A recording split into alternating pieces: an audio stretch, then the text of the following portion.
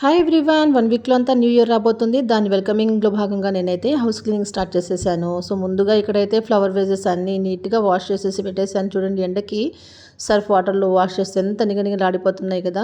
ఆ తర్వాత నేను ఇక్కడ మార్నింగే క్లోత్స్ అన్నీ వాష్ చేసేసాను. దాంతో పాటుగా ఇంకా కర్టెన్స్ అన్నీ రిమూవ్ చేసేసి బాగా వాష్ చేసేసా. ఇది చూడండి టీపాయ్ ఇది.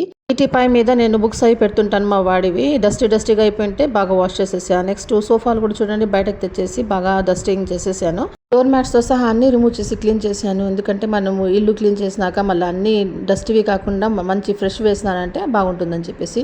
ఇవేమో దివాన్ సెట్ మీద ఉండే బెడ్స్. ఇవి కూడా ఎండకు పెట్టేశాను, బాగా డస్టింగ్ చేసేసాను. నెక్స్ట్ ఇవి రిమూవ్ చేశాను కదా బుక్స్, అవన్నీ ఇక్కడ పెట్టిన్నాను. దివాన్ సెట్ కూడా ఒక్కొక్క కార్నర్ జరిపేశాను. మొత్తం ఇంకా ఇల్లు వాటర్ వేసి వాష్ చేస్తాను కనుక అడ్డంగా ఉండే వస్తువులన్నీ తీసి బయట పెట్టేశాను. ఇల్లు ఇంకా క్లీన్ చేయాలి. బెడ్ కూడా చూడండి జరిపేసి ముందు ఆ విండోస్ అన్ని డస్టింగ్ చేసేసాను.